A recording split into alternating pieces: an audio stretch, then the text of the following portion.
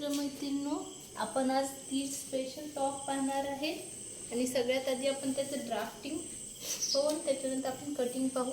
आपल्याला टोटल टॉपची लांबी 19 plus 1.5 inch ठेवायची आहे। आपल्याला तयार 19 पाहिजे तर मापापेक्षा 1.5 इंच जास्त घ्यायचं आणि आपण शोल्डर घेतलेला आहे 7 इंच, मुंडखोली घेतलेली आहे 7 इंच आणि छाती माप घेतलेला आहे आपण 11.5 प्लस 1 इंच आणि कमर घेण्यासाठी आपण शोल्डर पासून 13 इंच खाली यायचं। त्याच्यानंतर छाती मापापेक्षा कमर घेत अर्धा इंच कमी घ्यायचं, 1 इंच कमी घ्यायचं। छाती माप 12.5 आहे तर हे 11.5 घेतलेलं आहे आणि आपलं बॉटम घेर घेतलेला आहे पण परत 12.5 इंच।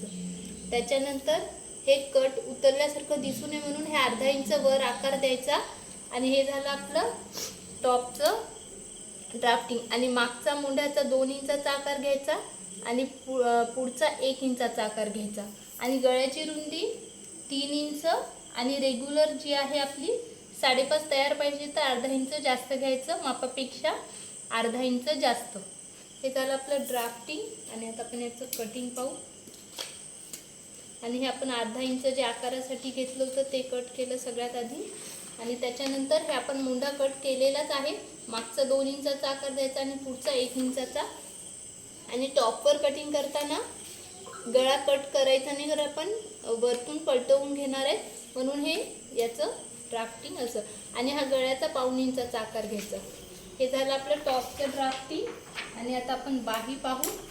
आणि बाही आपल्याला तयार 8 इंचाची पाहिजे आहे तर आपण घेतलेली आहे 1.5 इंच जास्त। आपण विदाऊट अस्तरचं शिवत आहे टॉप आणि त्याच्यानंतर आपली बाही रुंदी येईल 9 इंच आणि 3.5 इंच आपण बाहीला आकार देण्यासाठी खाली यायचं। हे झालं 3.5 इंच आणि बाहीला आकार 2.5 इंचाचा द्यायचा आणि हे गोल राऊंड आकार देऊन घ्यायचा बाहीचा। हा आपला मागचा आकार बाहीचा आणि त्याच्यानंतर दंडघेर आपलं 6 प्लस 1.5 इंच म्हणजे 7.5 आणि बाही रुंदी आणि दंडघेर जोडून घ्यायचं आणि त्याच्यानंतर 1.5 इंच माप इथे सोडून द्यायचं मासोळी आकार घेण्यासाठी आणि ह्या पॉईंटपासून 1/2 इंच सोडून द्यायचं 1/4 इंचाचा। त्याच्यानंतर उरलेल्या भागाचं सेंटर काढायचा। हे आपलं आलं 8चं सेंटर आलं 4 नंतर इथे 1 इंच आत यायचं मासोळी आकारासाठी आणि हा कर्व आकार काढून घ्यायचा। आणि हे झालं आपलं पूर्ण ड्राफ्टिंग आणि मार्किंग। आणि आता आपण यानंतर कटिंग पाहू।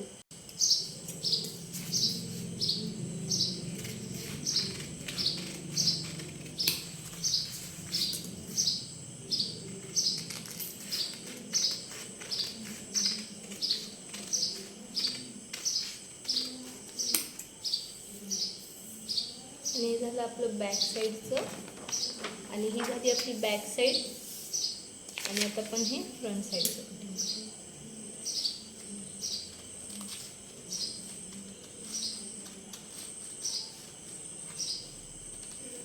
हे झालं आपलं फ्रंट साईडचं कटिंग।